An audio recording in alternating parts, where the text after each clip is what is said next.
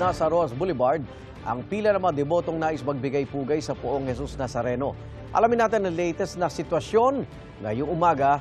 Live mula sa Quirino Grandstand, may unang balita si Bea Pinlac. Bea. Igan, umikli na ang pila kumpara sa sitwasyon kaninang madaling araw pero tuloy-tuloy pa rin ang pagdating ng mga debotong patungo sa Quirino Grandstand para magbigay pugay kay Poong Jesus Nazareno.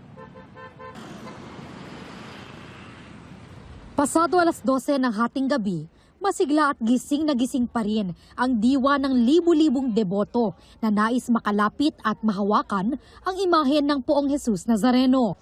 Iba-iba ang pinanggalingan, pero iisa ang panata ng bawat deboto na kahit madaling araw na nakapila pa rin patungo rito sa Quirino Grandstand sa Maynila.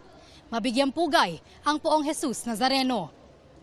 Si Tatay Danilo, hirap na raw magsalita mula nang madiagnose siya ng stage 4 oral cancer noong 2024. Pero ang pananampalataya nila ng asawa niya sa Nazareno, mananatili raw buhay sa kabila ng anumang sakit. Ang hiling nila ngayong taon, sana po, bigyan niya ng dagdag, lakas, buhay. Nakabay pa po ang buhay niya. Yun pa po sana ang hiling ko sa kanya.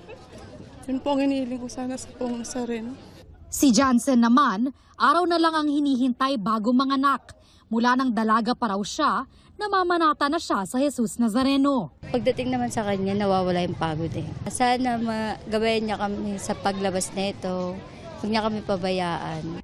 Ang pila para sa tradisyonal na pagpupugay, hindi na halos matunto ng dulo na umabot hanggang Katigbak Parkway. Tatlong pila lang, parami ng parami, parating na parang tao. Hanggang sa 6 na pila, ito magpipitong pila na nga po tayo eh. Tuloy-tuloy naman po.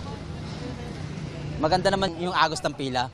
Ayon sa Manila Police District, lampas 14,000 na ang mga nakikiisa sa pagpupugay. May mga bata. Isinalay niya ang buhay niya sa mundo. Kaya kayo nagpe-pray. Opo. Hindi kami nagpupuyat. Pero first time lang. At may mga senior citizen. Hanggang kaya ko pang lumakad, hanggang kaya ko pang magsimba, gagawin ko yun.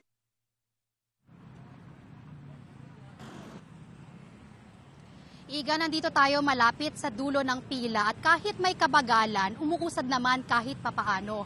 Ayon sa Manila Police District, umabot na sa 37,000 ang nakikiisa sa pagpupugay as of 6 a.m. yan ngayong araw. Yan muna ang latest mula rito sa Maynila. Bea Pinlac para sa GMA Integrated News. Igan, mauna ka sa mga balita, mag-subscribe na sa GMA Integrated News sa YouTube para sa iba't ibang ulat sa ating bansa.